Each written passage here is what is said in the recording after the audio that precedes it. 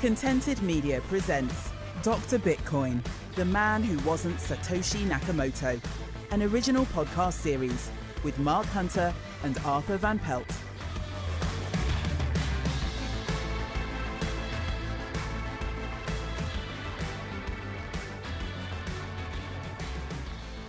Hello and welcome to another episode of Dr. Bitcoin, the man who wasn't Satoshi Nakamoto, the podcast that scrapes around in the mud and filth of Craig Wright's fantasy land, trying to make sense of his continued attempts to have the world anoint him as Bitcoin's creator, Satoshi Nakamoto. As usual, I'm joined by Arthur Van Pelt, my intrepid archivist and activist, who has the dubious pleasure of mining the squalid earth for the little historical gems that bring this entire pantomime to life. Are you well, Arthur? Yeah, I am, Mark. Thanks for having me again. Absolute pleasure, absolute pleasure. You are the Taylor Hawkins to my Dave Grohl. This just wouldn't be the same without you. As usual, Arthur and I will be going through the last month's worth of events, publications, tweets and other material in order to bring you up to date with more goings on in the mad, mad world of Craig Wright and the BSV community. And boy, have we got a scorcher for you. Let's crack on.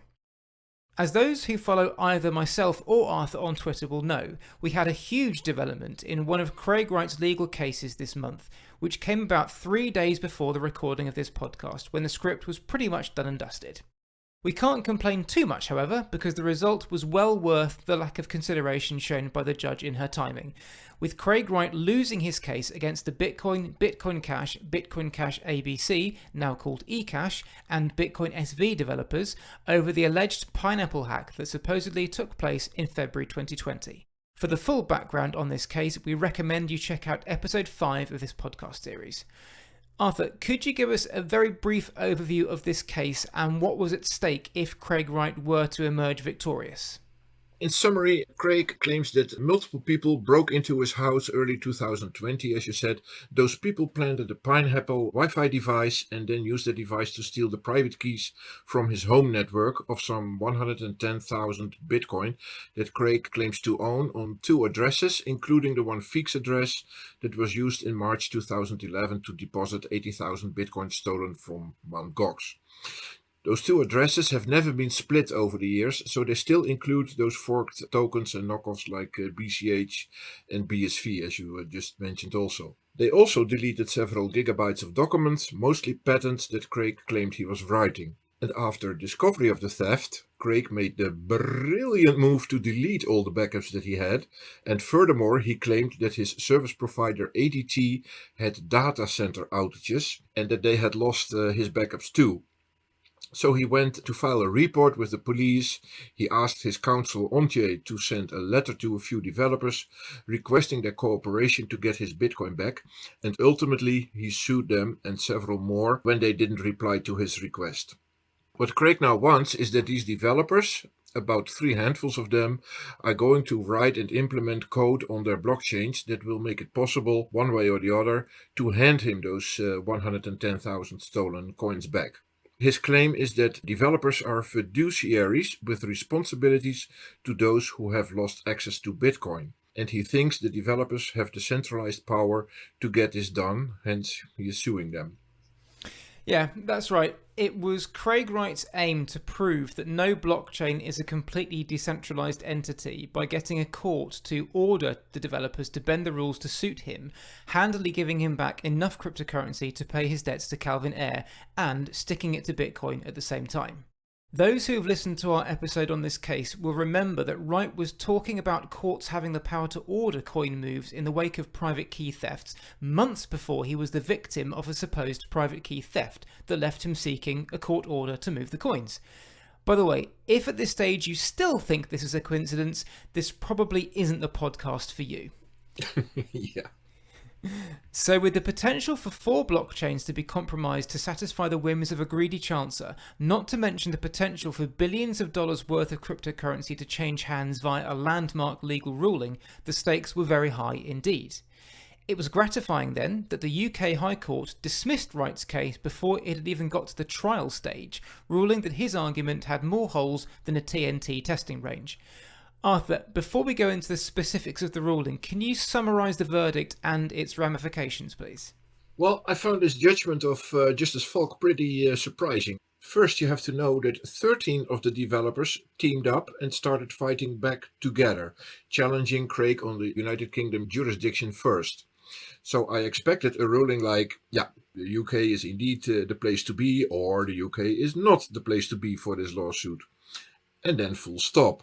However, what we got now is a ruling that Justice Falk indeed agreed that the UK was probably the best place to be, and not the Seychelles, where the Tulip Trading Limited is registered, also not the United States or any other country where the developers are living. But the judge then deliberated about the case and ruled that, and allow me to take a quote from the judge that summarizes these things somewhat best, "It is not realistically arguable that the pleaded facts amount to a fiduciary relationship." But before this conclusion was reached, the judge literally struck down almost every assumption underlying Craig's argument that developers are fiduciaries as false and overall pretty absurd from all angles. So the ramification is now that Craig lost the case before it even properly started. Yes, indeed, Craig Wright's claims were unanimously struck out, as common sense dictated they should be, but it was notable that Justice Falk reached her decision without any actual investigation of the evidence. It was all, more or less, taken at face value. This is, of course, left for the trial stage, with this preliminary stage simply being a test of whether the argument is worth bothering the court's time with. All Craig Wright had to do was prove that his argument made sense and that he had some evidence to back it up, regardless of its merit. In summary, Justice Falk said that the defendant's claim that Wright's case was fanciful was not backed with strong enough evidence, meaning that there was, on the surface at least, enough evidence supporting Wright's claims that they could not be dismissed as a work of fiction. Across the 3-day hearing, which took place in early March, both camps put their evidence forward, with Wright reaffirming his stance that the wallets he claims were stolen from him were in his possession at the time of the alleged hack, that the Bitcoin inside them belonged to Tulip Trading Limited, the company actually suing the developers, and, on a separate note, that Bitcoin nodes are those that mine blocks and not those that just verify transactions, the kind that you and I can operate from a regular computer. Incidentally, Justice Falk also noted that while the hack was reported to Surrey police, there is no indication that material progress has been made towards identifying the perpetrators. Listeners to episode 5 will no doubt despair that the Surrey police has made no progress whatsoever on catching this Ocean's 11 style band of villains who supposedly took out numerous security systems, planted a Wi-Fi pineapple device, remotely stole the wallets, and wiped nearly 40 gigabytes of cloud data, all without being seen. I sometimes doubt they're even trying. Wright had claimed that the developers had a fiduciary duty to him on the account of the stolen Bitcoin remaining theoretically accessible on their blockchains. Justice Falk explained in the ruling what a fiduciary duty meant. A fiduciary is someone who has undertaken to act for on behalf of another in a particular matter in circumstances which give rise to a relationship of trust and confidence. The distinguishing obligation of a fiduciary is the obligation of loyalty. The principal is entitled to the single-minded loyalty of his fiduciary. Arthur, what did Justice Falk have to say on the subject of the developers having a fiduciary duty over Wright's supposed Bitcoin holdings? Oh yeah, let me bring back the quote that I just mentioned. She said, "It is not realistically arguable that the pleaded facts amount to a fiduciary relationship." And at the end of the judgment, Justice Falk noted down, "In conclusion, TTL, which was Tulip Trading Limited, has not established a serious issue to be tried on the merits of the claim." So boom, there you go, Mark. Yep, nice and simple. Anyone who knows anything about blockchain knows that there is absolutely no way that a protocol developer who can come and go as they please has any legal obligation over the safety of a user's coins. That's just laughable. A second point that formed the basis of Tulip Trust's case is one that I wasn't actually aware of until now, and I'll read it directly from the ruling. TTL also claims that the defendants are in breach of a duty of care by failing to include in the software means to allow those who have lost their private keys or had them stolen to access their Bitcoin, failing to include sufficient safeguards against wrongdoing by third parties, and failing to take steps to give TTL access and/or control or otherwise protect TTL against fraud or allow it to seek to put right any fraud that occurs in the future. Arthur, Correct me if I'm wrong here, but is Craig Wright, the man who bitterly complains about how Bitcoin has been changed from his original design, now complaining that no one has changed the Bitcoin design to add a backdoor that allows anyone to get stolen coins back? Yeah, that's indeed another way of saying the same thing. But the irony here is, of course, that Craig Wright at the same time is claiming that he invented the Bitcoin protocol. Well, he didn't invent Bitcoin, of course, but let's play along with this game for a bit here. Set in stone. So either way, that feature for putting right any fraud was never there anyway. Yeah, he's complaining about the design of something he claims to have invented himself. Yeah, exactly. Justice Falk reports, quite amusingly, that Tulip Trading Limited had themselves called their argument novel, but said that the court should recognise an actionable duty owed to owners of digital assets who have lost access to their private keys by developers who are able to assist them to regain control of their assets. The Developers Council argued against the breadth of the duty sought to be imposed, which would apply to any loss of a private key, and the fact that inability to access cryptocurrency without a private key is fundamental to the system. Arthur, how did this argument go for Craig Wright? Listen to what the judge said in section 78 and 79. I do not consider that this is a sufficient answer. It is uncontroversial that a fundamental feature of the networks, at least in their existing form, is that digital assets are transferred through the use of private keys. TTL, again this was Tulip Trading Limited, effectively seeks to bypass that. There must be a real risk that acceding to TTL's demand would not be consistent with the duty of single-minded loyalty owed to other users. At a general level, some users may not agree that a system change that allows digital assets to be accessed and controlled without the relevant private keys, contrary to their understanding of how the system is intended to operate, accords with their interests, even if made only following an order of the English court declaring that TTL owns those assets.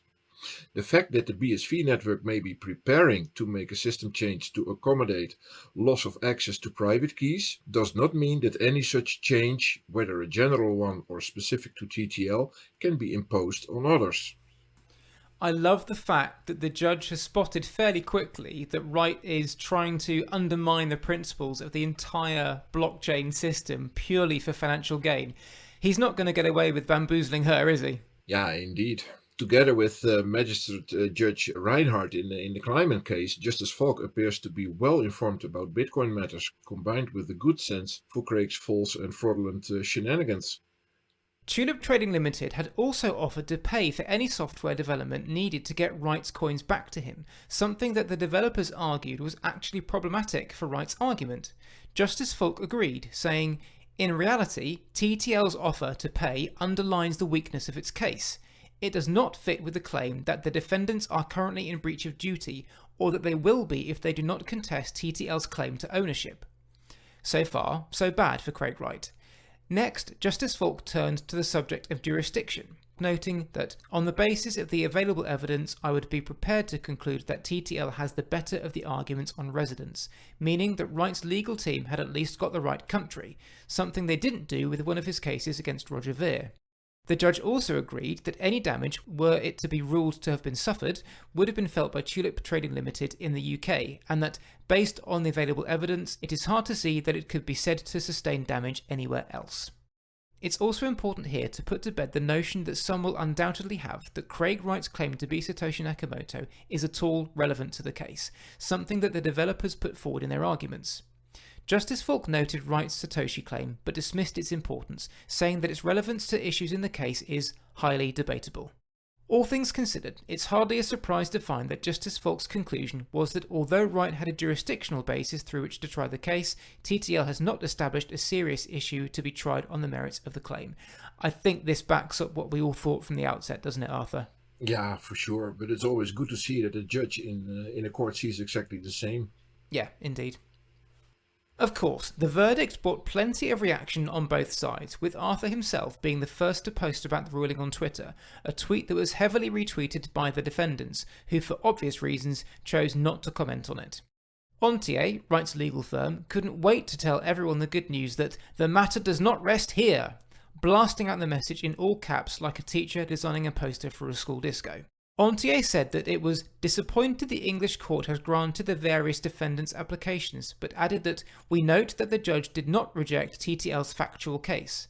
Setting aside the oxymoronic, or just plain moronic, nature of this claim, Ontier actually boasted about the fact that Justice Falk ruled that their case could not be classed as no more than fanciful.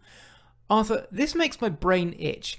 They're trying to claim billions of dollars worth of assets here, and they're actually proud that a judge has ruled that their case is better than fanciful. Am I reading that right? Yeah, I think so. Ontier claiming that the judge did not reject TTL's factual case is, if you ask me, a complete stretch of the truth, because the judge did actually reject the factual case based on the current information, and Justice Falk ruled it's not worthy of a trial in the UK. Ontier also proclaimed the jurisdictional success, congratulations, you got the right country, and said that it would, of course, seek leave to appeal today's judgment. Calvin Ayre naturally offered his expert take on the matter, tweeting that Craig will just refill and win, smooth, while Bitcoin historian Kurt Wuckert Jr. had a unique take on it. Anyone else excited to watch anarchists praise the wisdom of someone who wears a government-issued robe and wig for their career? I'm just glad that the UK courts are an important aspect of BTC's decentralisation now. This is a quite staggering take for so many reasons it's actually hard to quantify them, but here we go. First, it was Craig Wright who sued the developers, not the other way around, so you simply cannot accuse anyone forced to defend themselves against what are eventually ruled meritless claims of using the court system to further any personal ambitions. There is no advantage if you are the defendant. Second, the fact that Craig Wright took his case to the UK High Court suggests that he has full faith in the decisions made by someone who wears a government-issued robe and wig for their career, so you can't dismiss its integrity when things don't go your way. Third, it wasn't just Bitcoin developers who were targeted in the lawsuit, it was Bitcoin, Bitcoin Cash, eCash and BSV through the BSV Association. So Wuckert Jr. is completely wrong to single out Bitcoin alone with his spurious claims. We know that the BSV Association kowtowed immediately to Wright's demands, which is why they presumably escaped Wuckert's wrath, although of course isn't the only reason. But this still leaves Bitcoin, Bitcoin Cash and eCash with only the former accused in his bizarre complaint. Arthur, we can be fairly certain that this would not have been Wuckert's reaction had Wright succeeded in getting his ridiculous lawsuit to court. I think suddenly then the UK court system would have been a trustworthy and noble tradition, wouldn't it? What do you make of this response from a so-called historian? Yeah, poor Kurt Wuckert is extremely salty here, of course. BSV is supposed to be the most law-abiding chain out there, so Kurt should cheer for every clarity that law gives. But he doesn't cheer because he wanted his Satoshi cosplayer to win, of course. Yeah, absolutely.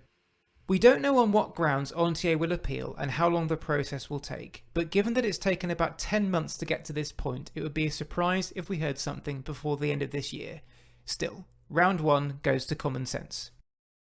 This month also saw a couple of important updates in the Kleiman vs. Wright trial, which, yes, is still rumbling on like a long concluded TV show that just refuses to get cancelled, with the Kleiman team's attempts to get a retrial following juror revelations being ruled on by Judge Bloom. To recap, Kleiman's team were upset that the nature of the relationship between Ira and Dave Kleiman was used against Ira Kleiman, especially after Judge Bloom ruled that it should not have played a part in the jury's thinking. However, a juror revealed in an interview after the case that it had negatively impacted his view of Ira Kleiman, leading to his legal team filing for a new trial based on this prejudice. Arthur, what did Judge Bloom say in response to this claim? Somewhat surprisingly, to me at least, the motion for a new trial, and remember, for Ira Kleiman only, not for W&K, the other claimant, who already won a stunning $100 million, was rejected by Judge Bloom. Her reasoning can be found in this quote at the end of her 10-page, yeah, we have to read a lot to keep up, don't we, Mark? But in her 10-page order, we can find it at the end.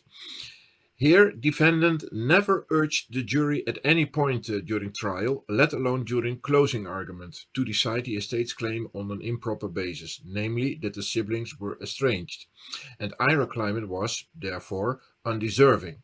Rather, the court can ascertain several proper purposes for the challenged evidence.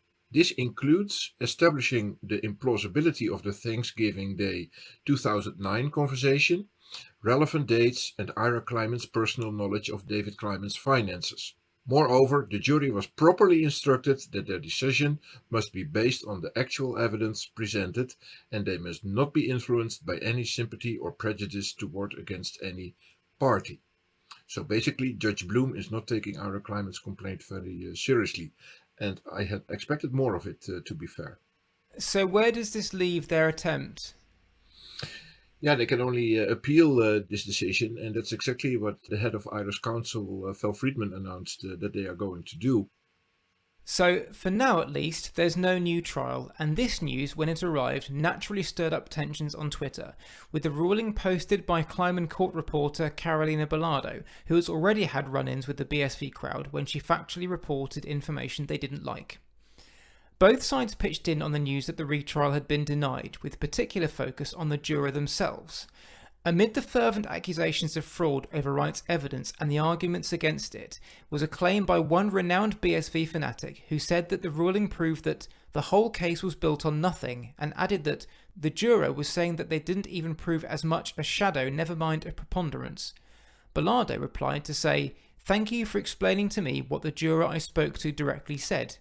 To which the poster replied, and I still can't believe this, "No problem, you must have misunderstood them." Arthur, the breadth of this short reply is just staggering. In the space of 7 words, this clown has completely undermined the competence of a seasoned court reporter and journalist, who I'm fairly certain has a much better handle on law and the legal profession than he has. He's suggesting that he, a complete outsider, has a better understanding of what was said in the interview than the actual interviewer, who has apparently misunderstood the juror's intentions because they don't chime with his own views. Apparently that's the only answer. What do you make of that? Yeah, exactly the same, Mark. This BSV fan completely missed the obvious ironic tone of Carolina Bolado, and he is so focused on his crippled understanding of what is really going on in the Kleiman versus Wright case that he, instead of scoring a point, showed he actually missed the whole point. So it was a hilarious little gem to be found in the Twitter dungeons. Yeah. For me, it also shows the myopic nature of these BSV guys, where if something happens that goes against their beliefs, it must be wrong. I mean, that's proper cult behaviour right there. Yep. We also got a ruling on the prejudgment interest that Craig Wright, or more accurately Calvin Ayre, will have to pay W&K Info Defence. To recap, W&K, through Ira Kleiman, had asked for $43 million in interest going from the date that Wright was awarded the IP, which was no later than November 6, 2013. Conversely, Wright's legal team said that using the date the offence in question was committed was all wrong, and that, obviously, the amount should be taken from a social media post from Wright in the lead up to the trial, blithely saying that the IP was worth over $250 billion. So their calculation for prejudgment interest was only a measly $500,000, 86 times less than what W&K was seeking. Arthur, which way did Judge Bloom go on this one? Well, this was, in hindsight, a pretty easy win for Ira Kleiman. Craig Wright has to pay another $43 million on top of the $100 million that he already has to pay for illegal conversion. And I think Val Friedman made a world record here for the most bucks per court filing page, because they only spent 2 times 6 pages on it to explain the $43 million position.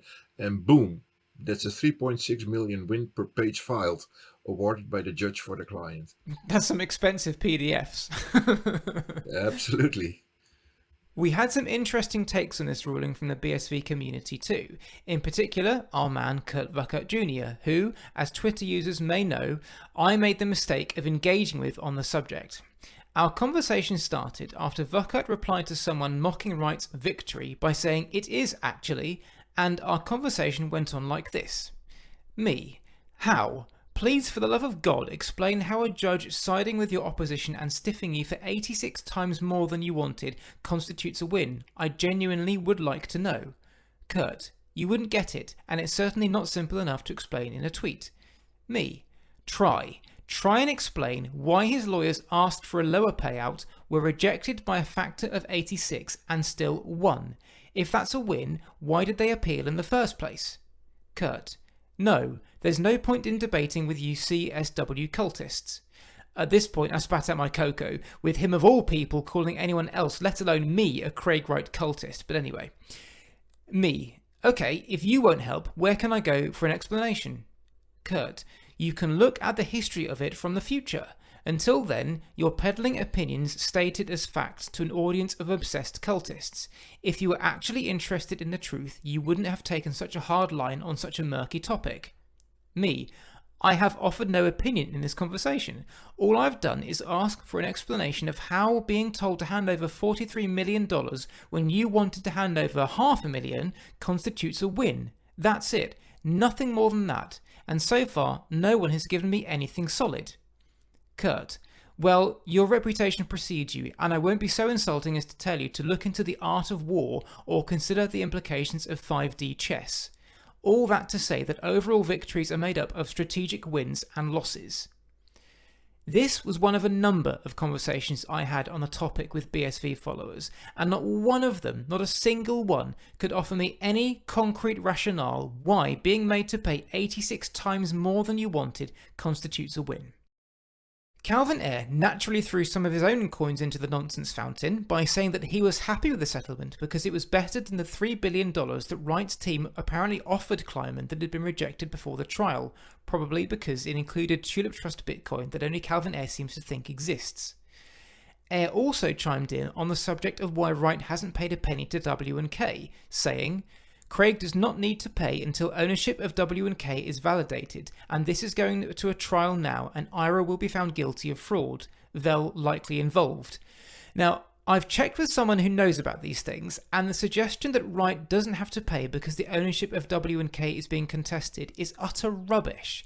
Unless he has filed a stay of execution, which to date he hasn't, he has to pay W&K, and every day he delays is adding post-trial interest, which, going by an APR of around 1%, is already over $400,000.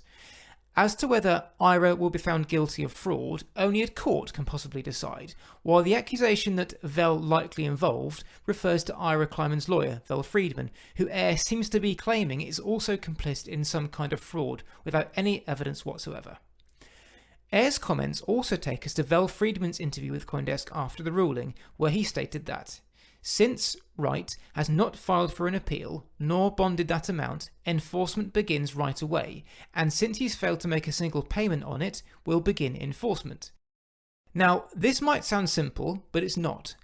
All a judicial ruling means is that the person owes the money. It doesn't force them to hand it over. That's the job of the lawyers. Wright has famously boasted that he's untouchable because everything is tied up in trusts, and if that's the case, then Vel Friedman and his team could have a hard time actually getting the money.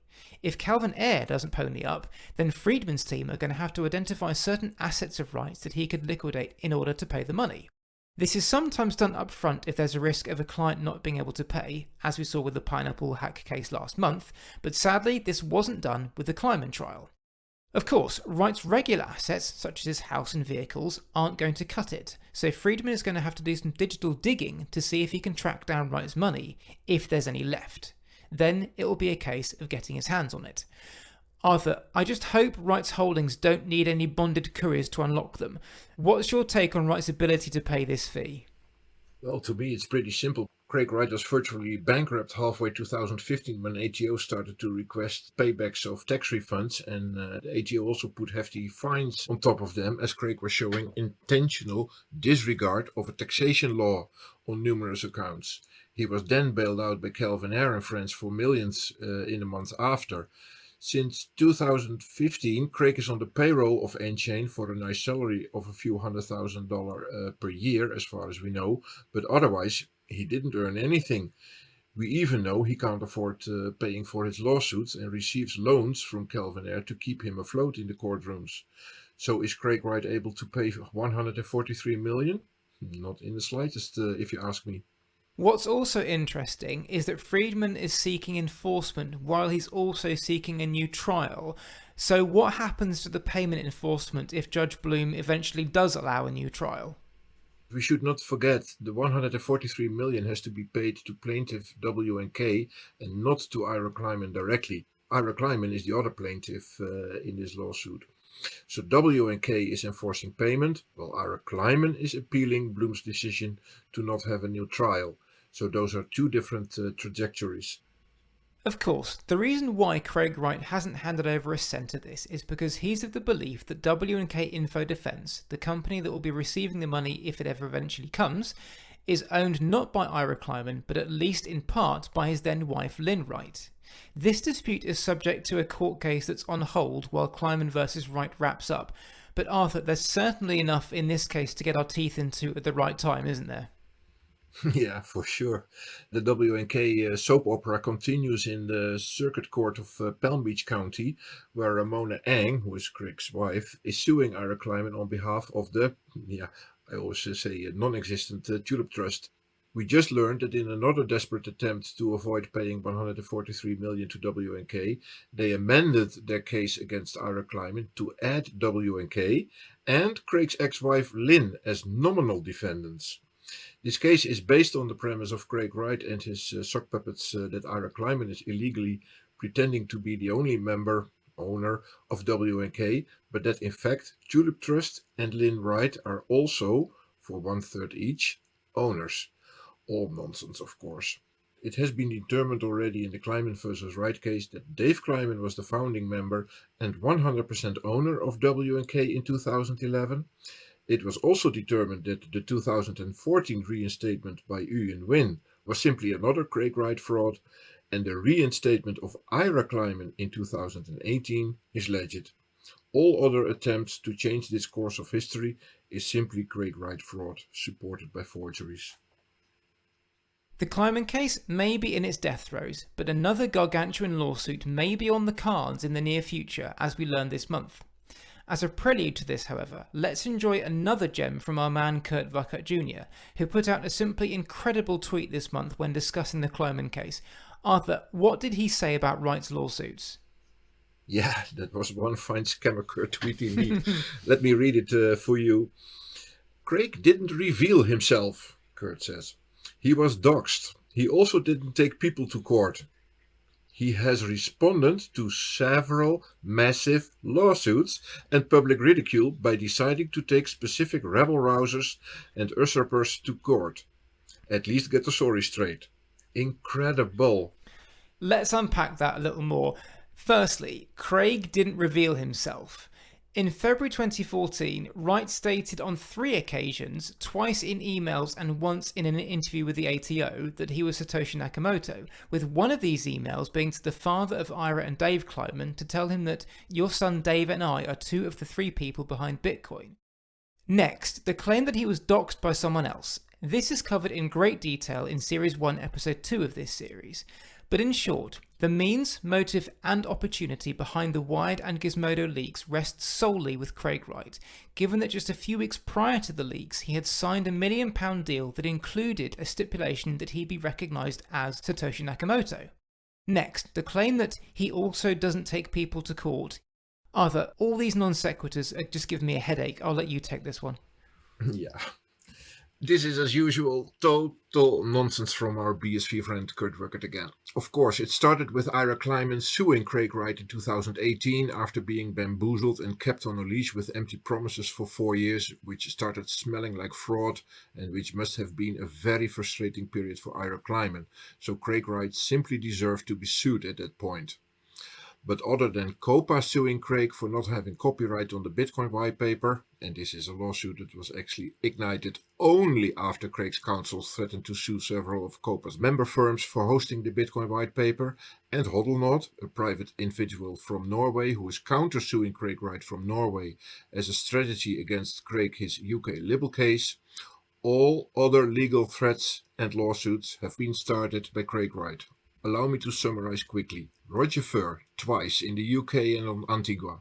Adam Beck, Vitalik Buterin, Peter McCormack, Hodlnod. He is suing Ira Kleiman, once for wiping Dave's disks, and twice for illegally reinstating W&K and being its only owner and agent. He sued Copra Bitcoin. He is suing 3 handful of mostly Bitcoin and some forked altcoin developers. He is threatening with new lawsuits against Kraken, Coinbase, Blockstream and other companies. So Kurt is thoroughly wrong here when he implies that Craig has responded to several massive lawsuits. They're not there, Kurt. Actually, it's Craig who has always started or planned to start all those lawsuits himself. Yeah, this kind of talk, it just really brings home the mental gymnastics these people have to do in order to stick to their beliefs. I mean, how you can make a claim which in itself is demonstrably untrue, completely undermine it the very next sentence, and still call yourself a historian is just laughable. As Arthur mentioned briefly there, another example of Craig Wright not suing people came earlier in March when he announced he was planning to file the biggest legal case in human history, with Coinbase earmarked as the likely target. Arthur, what is Craig Wright so upset at Coinbase for? Yeah, as it appears to me, Craig is not happy with the situation that Coinbase is using the name Bitcoin in combination with the ticker BTC. Craig thinks he is the owner and the copyright holder of the name Bitcoin, the Bitcoin database, and all the still to be issued Bitcoin, and he wants Coinbase to use the Bitcoin brand name in combination with the ticker BSV, I think. Coinbase is just one of a number of giants in the crypto world that Wright is taking aim at as part of his war on the space, and has been referencing his beef with the exchange more and more recently in the last few months. He's always steered clear of saying exactly when he might actually fire the starter pistol, however, although it seems that that date is rapidly approaching. I mean, my argument is simple. Bitcoin code never changes.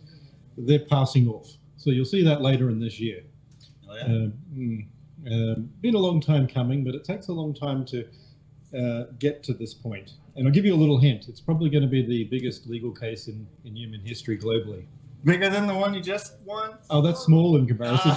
This one's going to make British American tobacco look small.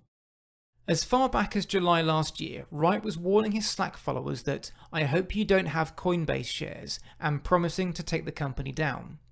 This rhetoric ramped up towards the end of 2021, with Wright claiming that Coinbase would lose their domain and internet access because they have breached a court order, which he appears to think relates to them continuing to list Bitcoin.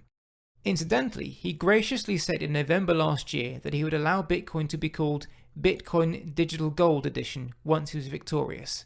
Thanks, Craig. According to Wright, Coinbase already knows that Wright's podgy finger is on a big red button, with Wright claiming that he will allow them to exist if they license BSV, otherwise he will obliterate them.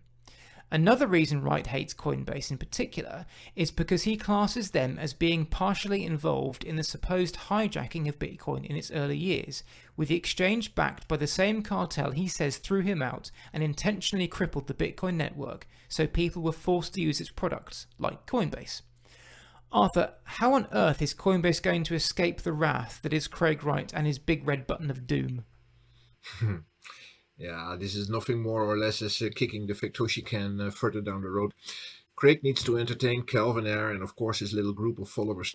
So let's presume this leads to some court action against Coinbase and possibly others like Kraken, Square, and now called Block of course, and Blockstream, who all rightfully see Bitcoin as BTC and not as Craig's dying knockoff of a fork of the real thing called BSV. First, Craig needs to prove that he owns the Bitcoin name in any capacity. And he can't, so he won't be able to do that. But before we reach that stage in a multi-year litigation process, during which Craig will play every trick in the book to delay, distract, deceive and obstruct, and then the COPA Bitcoin copyright case might interfere in an unpleasant way for Craig also, when he loses that lawsuit, which I actually expect to happen. But all this will take several years to play out, I think. Coinbase themselves seemed to get ahead of the game when their chief legal officer, Paul Gruel, posted a piece on the company's Medium page entitled "A Playbook for Fighting Patent Trolls." Subtle. In the piece, Gruel said rather pointedly that no company, large or small, should have to live in fear of a frivolous lawsuit filed by a patent troll, and no troll should be able to stall progress just because it usually costs more to defend a case than to settle it. He also gave a hint as to how Coinbase might handle a legal summons by Wright, saying that the only way to truly beat patent trolls is by going after them relentlessly and by working together to weaken them as much as possible.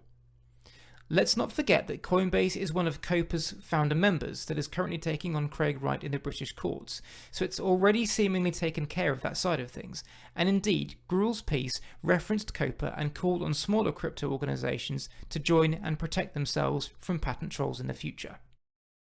We'll sign off this month's Lawsuit Corner with another little gem, this time courtesy of CoinGeek, who reported this month that after failing to convince Kleiman vs. Wright jury, Ira Kleiman must now pay Craig Wright's legal costs, linking to a news story that confirmed that Wright was indeed due legal costs from Ira Kleiman over Kleiman's failure on the vast majority of his and W&K's claims, over $103,000 in fact, something that CoinGeek made great play out of. At this point, it's worth remembering what BSV lawyer and long-term Craig Wright ally Jimmy Wynn had to say about crypto news media in front of the Oxford Union in 2019. A lot of the media in this world, the sources, the platforms have their own agenda. So you have to start learning to filter the truth or shaded truth or non-truth of what's published through the agendas of the different platforms. And that's hard to understand when you don't work in the field because you're just reading things, and we're used to saying reading things going, oh, that must be true because someone says something.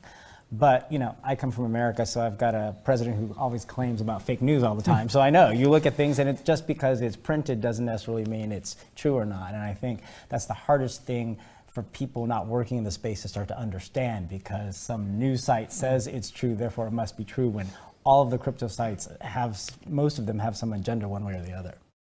It's interesting then to learn one key piece of information regarding CoinGeek's reporting of this event.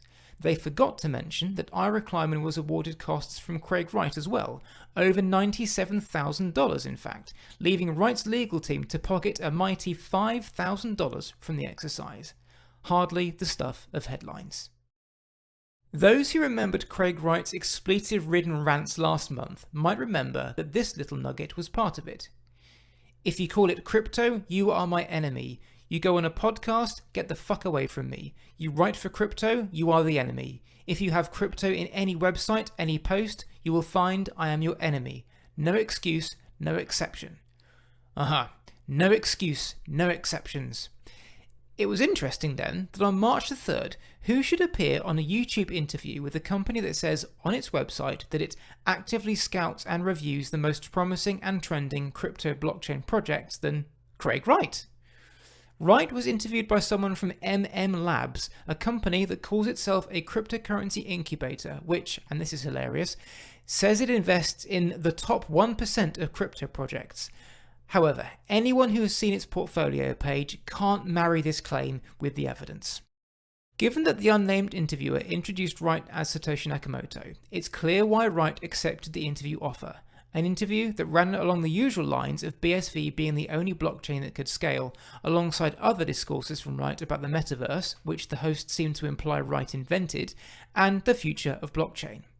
Hilariously, Wright had the gall to complain that Peter McCormack hadn't paid him £90,000 that the podcast host owes him from a motion in their case, at a time when, as we've already said, Wright still hasn't paid a penny of the $143 million he owes W&K. Sometimes you can do nothing but applaud the myopia. One area that was of interest in the interview, particularly to BSV holders, was that of adoption. Have you spoken to big enterprises, corporations, governments, and how much traction is BSV getting? Yes, we have a lot, and no, I'm not going to tout it for you. Okay, no props. Arthur, did that sound convincing to you? Nah, not really. Rumors about BSV marketing people talking with big enterprises, governments, central banks, they have been floating around for quite a while already. For years, nothing ever comes of it.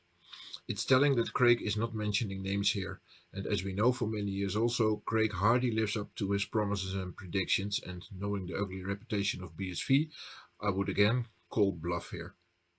Wright also had a message for those poor, beleaguered BSV holders who are looking for any glimmer of hope that their portfolios are not on a highway to hell. No, I don't care about touting the price. I'm sorry if you're a speculator and you want short-term gains. Fuck you.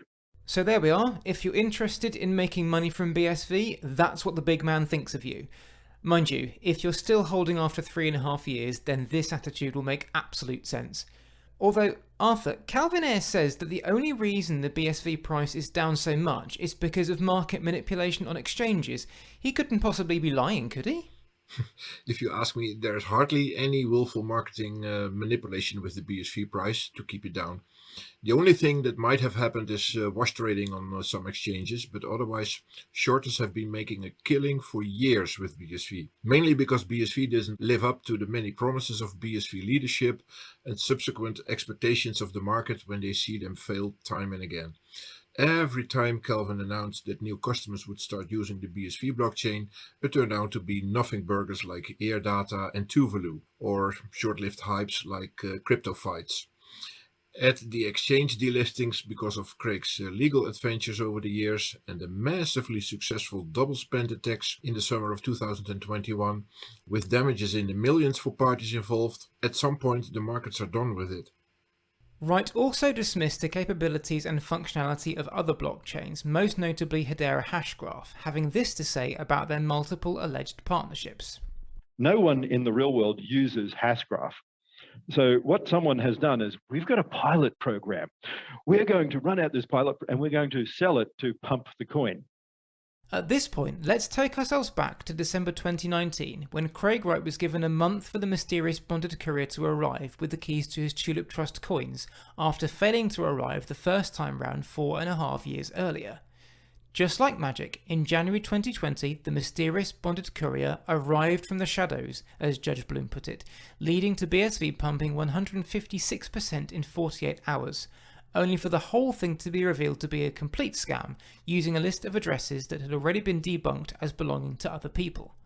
And then, of course, there was the Bitcoin White Paper Copyright Award that Wright claimed in 2019, but that turned out to be nothing of the sort, which also led to a BSV pump. But yeah, fake announcements, not on Craig Wright's watch. On the subject of blockchains, one final thing Wright mentioned was his plans for BSV, which echoed recent posts made on his Slack group. My primary focus is 1 million, 10 million, 100 million, 1 billion, 10 billion. And by that I mean transactions per second. And at the same time, keeping the maximum fee down to 1,000th of a cent. Arthur, let's just dig into that for a second. Wright says he wants to increase the transactions per second on the BSV blockchain to 1 million within 1 year, 25 million within 2 years, 500 million by 2025, and 5 billion transactions per second by 2026. And I presume he only plans to do this through increasing the block size, as this is his modus operandi. Two things. Firstly, is this even possible? And secondly, what would that do to the network? Well, BSV proponents claim that 5,000 transactions per second is possible. Well, let's give them the benefit of the doubt for the moment. In some Terranode test environment, they once showed 50,000 transactions per second during a CoinGeek event, with a claim afterwards that in lab conditions also 100,000 transactions per second had been reached. So now go figure. The Terranode node software was originally announced for a release in 2020, but this release has been postponed several times. The latest news, as far as I know, is that they hope that Terranode will go to market by the end of 2022, this year. So what we actually have now is 5,000 transactions per second for BSV, and what we see happening at the same time is that the BSV nodes have been dropping for years in a row, while the nodes on the Bitcoin network are only growing. Once in 2019, the BSV network hosted around 650 nodes. This is already extremely low. Compare this with the Bitcoin network, for example, where some 50,000 nodes protect the speed of validation, the security, and especially the decentralization status.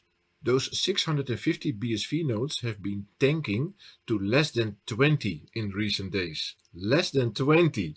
What is happening here has been described nicely by Jameson Lopp, a well-known Bitcoiner who is regularly testing all kinds of apps, devices and software in the Bitcoin-related realm. He hardly pays attention to the otherwise irrelevant BSV altcoin, but as it happens, he wrote a little article recently called On BSV Scalability. So allow me to give you a few quotes. This is going to be hilarious. You may be surprised that I'm writing about Bitcoin Satoshi Vision, a fork of Bitcoin that's spearheaded by a serial con man and his patron, a fellow who spent 5 years on ICE's most wanted list. And then Jameson goes on to describe how pruning data with a BSV node is a mess and makes the node crash all the time. But to cut a long story short, Mark, the meat is this. Listen to what Jameson Lopp figured out, and I'll quote again. The vast majority of BSV block space is not taken up by data that actually gets validated. 95% or more of the transactions on the BSV network are being used not for payments or value transfer, but for data storage. And Jameson continues with, the BSV marketing machine would have you believe that their software is highly performant and can process sufficient on-chain transaction volume that could handle the entire world's transacting needs. BSV leadership claim they are processing 1,000 times as much data as Bitcoin, but that's not impressive in the slightest because the data in these blocks is being generated in such a way as to avoid requiring validation. We can see that one fun result of these shenanigans is that the median value transfer amount on BSV these days is effectively zero. There are no technical improvements that make BSV more performant node software. If the network was actually asked with handling the transaction load they claim to be able to handle, it would buckle under the computational requirements. It's simply unsustainable. Now let this sink in, Mark. What we can learn here is the reason why nodes are dropping like flies from the BSV network. The decision against Satoshi Nakamoto's strong advice, because, as he said, it doesn't scale, to add arbitrary data in the blockchain is working as a self-suffocating concept that indeed doesn't scale and is simply unsustainable. Yeah, this Jameson Lopp node experiment has kicked a hornet's nest within the BSV camp, as we might expect. It all gets hideously technical very quickly, and any more detail than that isn't really the subject for this podcast, but there's plenty about it online if you want to read about Jameson Lopp's adventures in trying to run a BSV node, how it failed miserably, and how the BSV community responded. What I do know, however, is something that an inside source confirmed for me this month regarding the node situation. This insider, who has experience of the BSV blockchain and related entities, suggested that the reason the BSV camp is getting so hot and heavy on the subject of nodes is because they need to explain away the massive drop, which as we know is down to the gargantuan size of the blockchain. They added that BSV's way of getting around this is to say that nodes that don't create blocks don't matter, something the insider said they found totally self-serving and incoherent.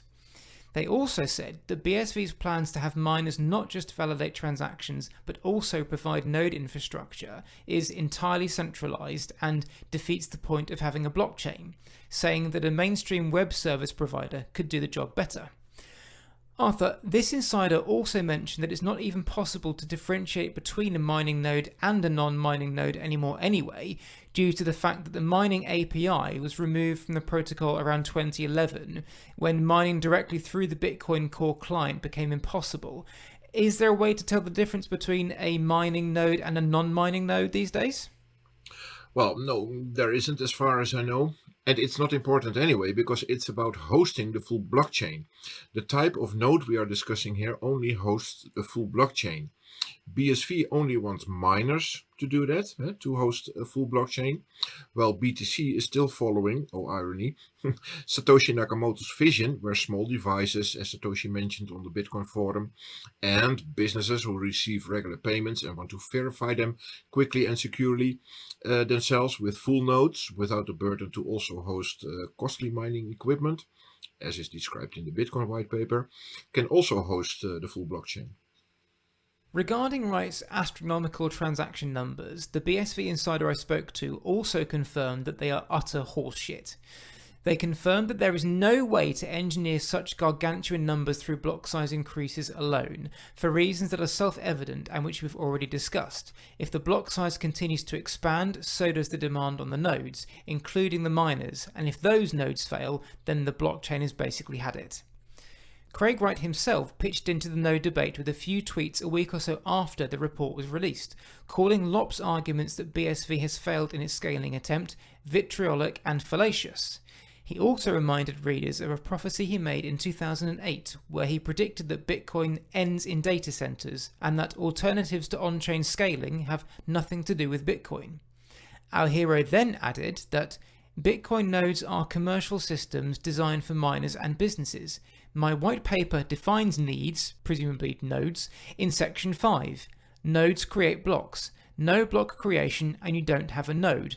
Arthur, at the risk of it getting too technical here, what is the section Wright is referring to and what does it say about nodes? Well, here Craig refers to section 5 of the Bitcoin white paper. In section 5, the Bitcoin network is described by Satoshi Nakamoto, who is not Craig Wright, of course. And I'll quote it, then it's probably interesting for our listeners. The steps to run the network are as follows. Number 1. New transactions are broadcast to all nodes. Number 2. Each node collects new transactions into a block. 3.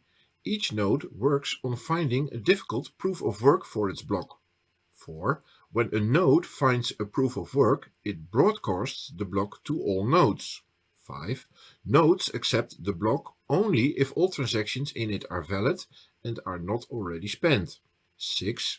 Nodes express their acceptance of the block by working on creating the next block in the chain, using the hash of the accepted block as the previous hash. And Satoshi then continues to explain in the Bitcoin white paper. Nodes always consider the longest chain to be the correct one and will keep working on extending it. If two nodes broadcast different versions of the next block simultaneously, some nodes may receive one or the other first. In that case, they work on the first one they received, but save the other branch in case it becomes longer. The tie will be broken when the next proof of work is found and one branch becomes longer. The nodes that were working on the other branch will then switch to the longer one. So Craig limited this description to nodes is mining nodes only, but forgetting that non-mining nodes, many times also called full nodes, also host the full blockchain, but receive the created blocks with transactions to also verify these blocks and add them to the blockchain after verification. And this is how Satoshi coded and released the whole Bitcoin thing. And in many places, including the white paper, Satoshi explained this. The default node of Bitcoin is the full node, not the mining node. Mining was in the early days an option found in the menu of the Bitcoin client called Generate Coins. Having failed to mention this, Wright then went on the attack. If, like Mr. Jameson Lopp, you are inadequately skilled and cannot make them work, this is merely advertising your inadequacy and ability to run a commercial system. Then again, nobody sensible ever accused cypherpunks of being technically advanced. And he signed off with one last attack. Mr. Lopp's inability to implement a rather simple technical solution only says something about Mr. Lopp's capability and not about Bitcoin. Now, I'm not really in the position to argue either side on this one, Arthur, because I've never attempted to spin up a BSV node, but clearly some people are able to do so, perhaps not as many as the network would like, but how are some people able to do so if Jameson Lopp wasn't? Well, yeah, they aren't, of course, but let's not forget, Jameson Lopp tried to set up a pruned node and that failed. If one has a massive terabyte disk and wants to download the full blockchain of BSV, maybe then it doesn't fail. But it has become a somewhat costly undertaking setting up a BSV node. So there you are. If you've got a data center with a few terabytes of free disk space, a BSV node can be all yours. Naturally, CoinGeek couldn't let the debate go and offered up an opinion piece entitled "Why Do They Spend So Much Effort Attacking a Scam?", a piece that eschewed technical discussions which came in a separate piece, and instead asked why BSV continues to attract the attention of Bitcoin supporters. Lopp responded by saying that he answered that question in the first paragraph of his report, which he did, saying, "I think it's interesting to view Bitcoin forks as alternative reality experiments. We can see what might have happened if the ecosystem chose a different direction for development." Nevertheless, the CoinGeek piece continued on, espousing a well-worn trope. These people, who are likely paid salaries to full-time FUD BSV, spent all day on Twitter, Telegram, Reddit and elsewhere to spread insults, lies, sow dissent and continuously disagree with the coin's supporters. Imagine arguing with someone who is paid to argue with you. There are so many reasons why this is clearly rubbish, but let's entertain the theory. So, Arthur, I'm MasterCard, or the Bilderberg Group, or the Freemasons, or whatever, and I've decided that I want to damage BSV for whatever reason, and I have billions of dollars at my disposal. Now, I have two options. The first option is to pay a bunch of people on Twitter, Reddit, and Telegram to shit-talk BSV and argue with its supporters in the hope that it somehow damages its reputation. The second option is to cough up $72,000 a day to 51% attack the BSV blockchain, monumentally wrecking its ability to transact in the process, force it offline, and show the world exactly how unstable it is. Which of these am I more likely to do? Yeah, isn't this called a rhetorical question? It's maybe best to ask this to Calvin Harris or Kurt Wuckert, I guess. I would do, but I think their mental gymnastics might leave me none the wiser. Yeah, I guess so. It really says something, though, when no one in the BSV community has even considered the fact that companies the size of MasterCard haven't bothered to utterly wreck the BSV blockchain, which they could do in the space of a few days, but have instead taken to paying random people to smack talk it on fucking Reddit. If you're in control of the world's financial system and your investment is at any risk at all, you deal with it quickly and efficiently. You don't do death by social media over a period of years in the hope that some people might come across the posts. Yeah, exactly.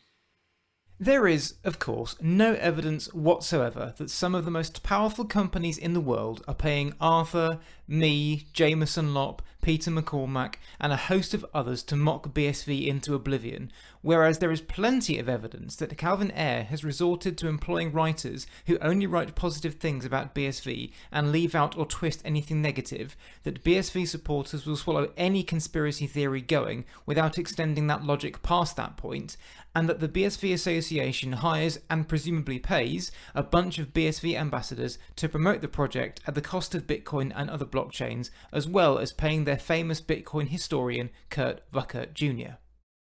What's also interesting is that the author of what I'm going to call this stinking pile of lies is one Joshua Hensley, who CoinGeek actually profiled this month more than 2 years after he started writing for them.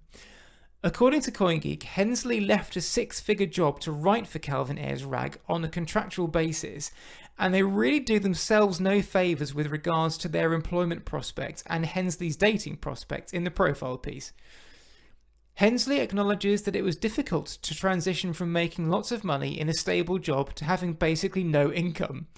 However, he does not regret it. He says he has learned so much about Bitcoin and JavaScript, despite the Bitcoin SV price tanking. Poor bastard. Whoa. Amazing. Anyway, back to the technicals.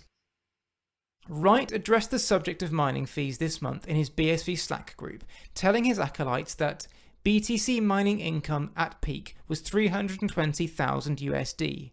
At scale, BSV on what I pledge is 6 million USD a block.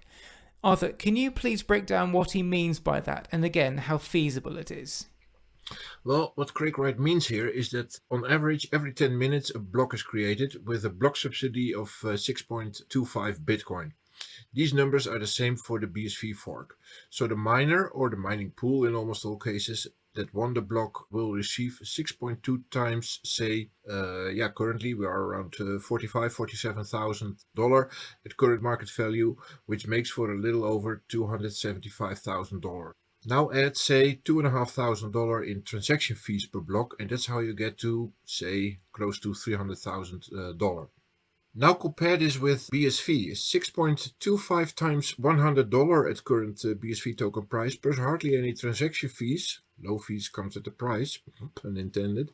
And the BSV miner has to be satisfied with roughly $600 to $650 per block. So what Craig Wright is actually pledging to ramp up the average BSV block revenue to 6 million, it needs something like 50 to 100 billion transactions per block, each and every 10 minutes to get there. Then add the arbitrary data like dog images and cat videos and weather or whatever automated data that has to be handled.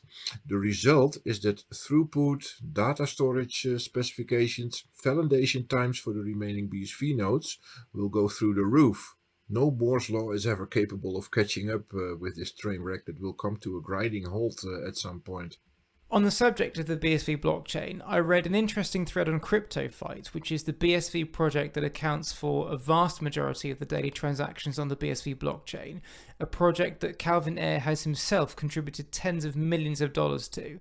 Before I go through the thread, let's not forget that Calvin Ayre built his fortune on borderline illegal gambling, and that CryptoFight is heralded as the best example of BSV adoption to date.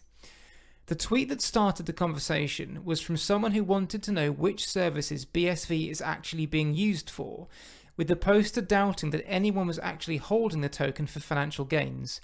In response, a BSV supporter urged him to check out CryptoFight, which elicited this response. I've already played. I thought that playing hard would pay off, but more money was spent and less profit from playing all day. Even in PvP, I just kept losing, so I just lost money and lost interest. I'm not interested in speculation. So already we're getting an idea of what CryptoFight is all about.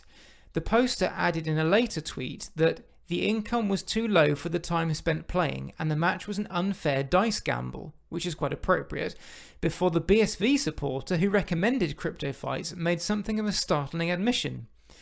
That was the same feeling with CryptoFight. I think it was unfair dice throws, I cannot prove. But since I had the feeling after playing for a long time, I gave up. This was from the person who recommended it to him. It seems that Calvin Ayre has swapped one type of gambling outlet for another, doesn't it? Yeah, I think so. It seems like that, Mark. It's interesting too that the worst proponent of the blanket social media negging that CoinGeek so detests is Calvin Ayre himself, who literally does spend his day on Twitter pushing BSV and Craig Wright as Satoshi, slagging off Bitcoin and Ethereum, and claiming that the blockchain he stuffs with his own rigged CryptoFights game is the only one that works. Going back to BSV's historian Kurt Vuckert Jr. for a second, on March 24th, Wright's interview merry-go-round continued with an appearance on Kitco News, no, neither have we, another outlet that very openly and happily talks about cryptocurrency, including Bitcoin, in positive terms, and so another outlet that Wright was seemingly happy to break his newly made rule over. The host tweeted about the upcoming interview the day of the filming, asking for comments and questions, which was good for engagement at the very least. One of the respondents asked Wright to produce the extraordinary proof that he had said all the way back in 2016 that he was going to offer that confirmed his role as Bitcoin's creator. Vuckert replied, "What if you were forced to admit under pressure after being doxed, and then the people who doxed you now called you a scammer for admitting you were the person they accused you of being?" This, of course, refers to the 2015 doxing by Wired and Gizmodo, which the BSV Boy Scout Brigade lays at the door of Wright's early Bitcoin nemesis via hacks carried out by individuals whose identities have changed each time Wright has altered the story in the intervening years, all with zero evidence. Vuckert's argument completely ignores the fact that the first person who apparently ever claimed Craig Wright was Satoshi was Craig Wright in 2014, as we mentioned earlier. The argument to this is that Wright was sending supposedly private emails which under normal circumstances might have some merit. However, as we know, Wright has claimed to have been the victim of several hacks and leaks and break-ins and all the rest of it over the years, so why on earth would someone whose computer systems are apparently as secure as a pocket calculator even risk sending an email, and not even an encrypted one, to someone he may never have actually met to tell them a secret he had apparently kept hidden for 5 years? The danger of those emails being retrieved by more so-called hackers is one thing, but when you send an email to anyone about anything, you have no control over where it will end up.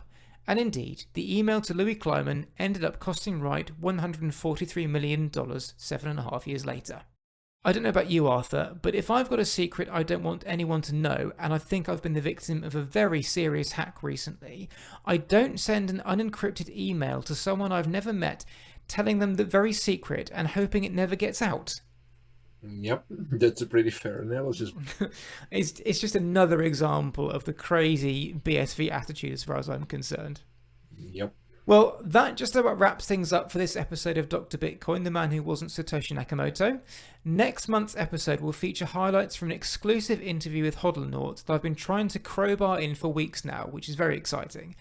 And no doubt at the end of next month, a judge somewhere will issue a really important ruling that will once again screw up our weekend. Arthur, thank you so much once again for your expert analysis.